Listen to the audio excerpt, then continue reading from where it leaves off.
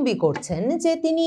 খুব শিগগিরই দেশে ফিরে আসবেন, মাথা উঁচু করে দ্রুত দেশে ফিরবেন এবং তারেক রহমান সরকার ফাঁসির মঞ্চ তৈরি করতে পারে, তার জন্য কারাগার তৈরি করতে পারে, কিন্তু তিনি দেশে ফিরবেনই।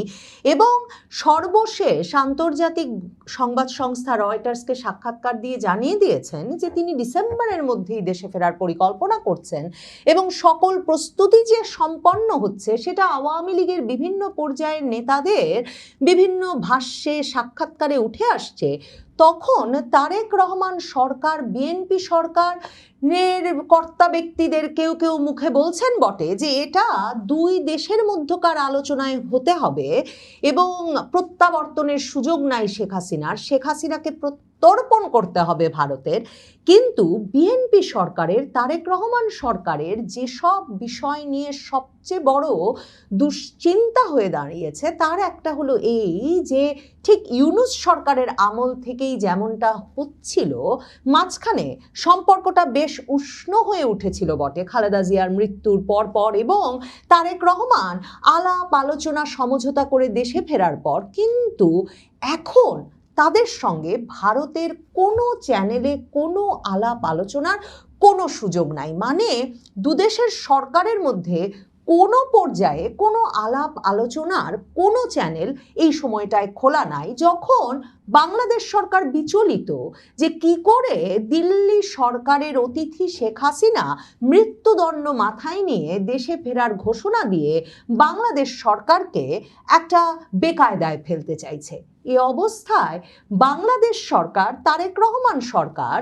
নানা পরিস্থিতিতে, নানা চেষ্টা চরিত্রের মাধ্যমে ভারত সরকারের সঙ্গে তার সম্পর্কটা খোলার চেষ্টা করছে, চ্যানেল খোলার চেষ্টা করছে, যে কাজ সেই ইউনূস আমলেই শুরু হয়েছিল। কিন্তু তারেক রহমান যখন ফিরেছিলেন তখন ভারতের সঙ্গে চ্যানেল খুলে গেছিল বলে এবং তার সঙ্গে ভারতের একটা খুব সক্রিয় সম্পর্ক হবে এই আশাবাদেই ভারত তাকে দেশে ফেরার বিষয়ে মানে ব্যাপক সমর্থন দিয়েছিল। এবং তিনি দেশে ফেরার পর নানা আবেগে এবং উত্তেজনায় ভারতের প্রধানমন্ত্রী নরেন্দ্র মোদী তাকে টেলিফোন করেছেন, চিঠি লিখেছেন। তার মায়ের মৃত্যুর পর ভারতের প্রধানমন্ত্রী নরেন্দ্র মোদী পররাষ্ট্রমন্ত্রী এস জয়শঙ্করকেও পাঠিয়ে দিয়েছিলেন। কিন্তু এরপর সরকার গঠনের পর তারেক রহমান সরকার যা সব করেছেন, একদিকে যেমন সেই ইউনূস আমল থেকে ভারত সরকারের যেসব আশাবাদ বাংলাদেশ সরকারের কাছে, সীমান্ত জুড়ে জঙ্গি ঘাঁটিগুলো বন্ধ করা, বিভিন্ন সশস্ত্র শিবিরের যে ছবি তারা বাংলাদেশের সাবেক জাতীয় নিরাপত্তা উপদেষ্টা বর্তমান পররাষ্ট্রমন্ত্রী খলিলুর রহমানকে ইউনূস আমলে 2025 সালের নভেম্বরে তুলে দিয়েছিলেন, সেগুলোর বিষয়ে ব্যবস্থা নেওয়া, বাংলাদেশ থেকে ভারতের 7 সিস্টার্স আলাদা করে ফেলা হবে বা ভারতের সীমান্তবর্তী অঞ্চলকে একেবারে তছনছ করে দেওয়া হবে, এসব হুমকি দেওয়া অন্তত শীর্ষস্থানীয় রাজনীতিবিদদের তরফ থেকে বন্ধ করার ব্যবস্থা করা, এসব কোনো কিছুই তো ঘটেনি। বরং তারেক রহমান সরকার এসে আওয়ামী লীগের রাজনৈতিক কার্যক্রম নিষিদ্ধ করার যে অধ্যাদেশ ইউনূস দিয়ে গিয়েছিলেন সেটাকে আইনে পরিণত করেছেন সংসদে পাশ করে। এরপর থেকে আসলে ভারতের সঙ্গে বাংলাদেশের সম্পর্কটা যেই ব্যক্তিটি তত্ত্বাবধান করেন, ভারতের জাতীয় নিরাপত্তা উপদেষ্টা অজিত দোভাল, তিনি একরকম সকল দুয়ার বন্ধ করেছেন আলোচনার বাংলাদেশের সঙ্গে। যিনি মূলত বাংলাদেশ ভারত সম্পর্কটা দেখছেন, যিনি কিনা সেই ব্যক্তি যিনি 5ই আগস্ট শেখ হাসিনার সামরিক বিমানটা যখন ভারতের হিন্ডন সামরিক ঘাঁটিতে অবতরণ করেছিল, যিনি কিনা এসে শেখ হাসিনাকে সেখান থেকে স্বাগত জানিয়ে নিয়ে গিয়েছিলেন, যেই ব্যক্তি হচ্ছেন সেই ব্যক্তি যাকে 5ই আগস্টের পর পরিবর্তিত পরিস্থিতিতে বাংলাদেশ ভারত সম্পর্কের দায়িত্ব দেওয়া হয়েছে, যখন থেকে সিদ্ধান্ত হয়েছে ভারত সরকারের ভেতরে যে সম্পর্কটা পররাষ্ট্র মন্ত্রণালয় দিয়ে দেখলে চলবে না, এখন থেকে এটা একটা নিরাপত্তা ইস্যু বটে এবং সে কারণে প্রধানমন্ত্রীর দফতরের অধীন জাতীয় নিরাপত্তা উপদেষ্টার তত্ত্বাবধানে এই দুদেশের সম্পর্কটা বিবেচিত হবে নিরাপত্তার লেন্স দিয়ে। সেই অজিত দোভাল, সেই ব্যক্তিটি কিছুতেই বাংলাদেশের সঙ্গে সম্পর্কের বরফ এত সহজে গলতে দিতে চাইছেন না, কারণ তিনি মনে করছেন না বাংলাদেশের নতুন সরকার, বিএনপি সরকার, তারেক রহমান সরকার, যারা কিনা 10টা অস্ত্র এনেছিল হয়েছিল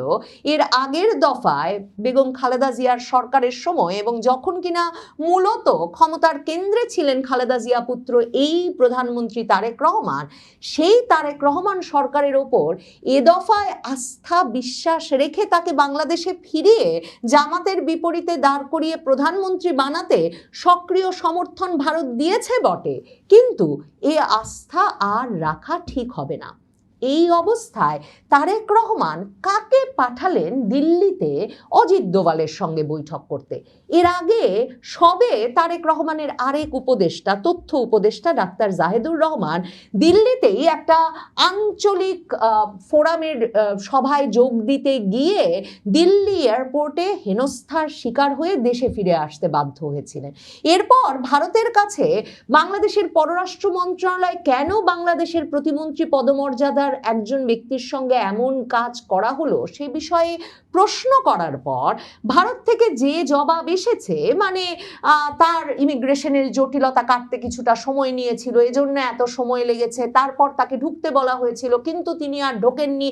এসব ব্যাখ্যায় বাংলাদেশ সরকার সন্তুষ্ট হয়নি। সেটা কিন্তু তখনই বাংলাদেশ সরকার বাংলাদেশের সংবাদ মাধ্যমকে জানিয়ে দিয়েছিল। এখন বাংলাদেশের প্রধানমন্ত্রী তারেক রহমানের প্রতিরক্ষা উপদেষ্টা, যিনি তারেক রহমানের অত্যন্ত বিশ্বস্ত ঘনিষ্ঠ এবং তারেক রহমানের ওপর যার একটা বড় ধরনের প্রভাব আছে, এমনকি তারেক রহমানের স্ত্রী, প্রধানমন্ত্রীর স্ত্রী ডাক্তার জুবায়েদা রহমানের সঙ্গে এই ব্যক্তির একটা ঘনিষ্ঠ বিশ্বস্ততার সম্পর্ক আছে,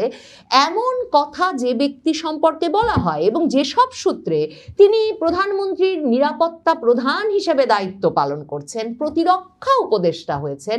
সেই ব্রিগেডিয়ার জেনারেল শামসুল ইসলামকে তারেক রহমান পাঠিয়েছিলেন দিল্লিতে অজিত দোভালের সঙ্গে বরফ গলিয়ে আসতে, একটা বৈঠক করে আসতে। অজিত দোভালের সঙ্গে বৈঠকের সুযোগ পান নাই বটে, বলা হচ্ছে যদিও বিবৃতি দিয়ে বাংলাদেশের তরফেই যে একটা বৈঠক হয়েছে তাদের মধ্যে, কিন্তু কি আলাপ হয়েছে সে বৈঠকে সেটা যেমন প্রকাশ করা হয় নাই, তেমনি ভারতের জাতীয় নিরাপত্তা উপদেষ্টার দফতরের সূত্রে বা ভারতের সাউথ ব্লক সূত্রে এটা পরিষ্কার জানা যাচ্ছে যে দুই ব্যক্তির মধ্যে বাংলাদেশের প্রতিরক্ষা উপদেষ্টা, বাংলাদেশের প্রধানমন্ত্রীর প্রতিরক্ষা উপদেষ্টা ব্রিগেডিয়ার জেনারেল AKM শামসুল ইসলামের সঙ্গে অজিত দোভাল একটা ছবি তোলার সুযোগ, হাত মেলানোর সুযোগ করে দিয়েছিলেন বটে, কিন্তু সেখানে আলোচনাটা এগোতে পারে নাই, কারণ বিমস্টেকের নিরাপত্তা উপদেষ্টাদের সম্মেলনে এই যে প্রধানমন্ত্রীর প্রতিরক্ষা উপদেষ্টাকে পাঠানো হয়েছে,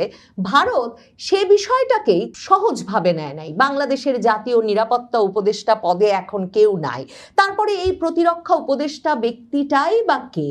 এবং এই প্রতিরক্ষা উপদেষ্টাকে ভারতের বিশ্বাসভাজন করে তুলতে নানা রকম কৌশলের প্রয়োগ করতে হয়েছে সাম্প্রতিক সময়ে। এসব খবরও বাংলাদেশের সেনা গোয়েন্দা সংস্থা ভারতের নানা সূত্রে পরিষ্কারভাবে জানা যাচ্ছে। খালেদা জিয়া যখন কোমায়, মৃত্যুশয্যায় হাসপাতালে, এবং তার পুত্র তারেক রহমান যখন অবশেষে দেশে ফেরার অনুমোদন পেলেন, তার ঠিক আগেই মানে 25শে ডিসেম্বর দেশে ফেরার ঠিক আগে তার মার যখন আসলে জ্ঞানে নাই, সে সময়ে তিনি তার মা এবং তার যে নিরাপত্তা বিধানের দায়িত্বে নিযুক্ত চেয়ারপারসন সিকিউরিটি ফোর্স, তার নিরাপত্তা প্রধানের পদে পরিবর্তন আনেন।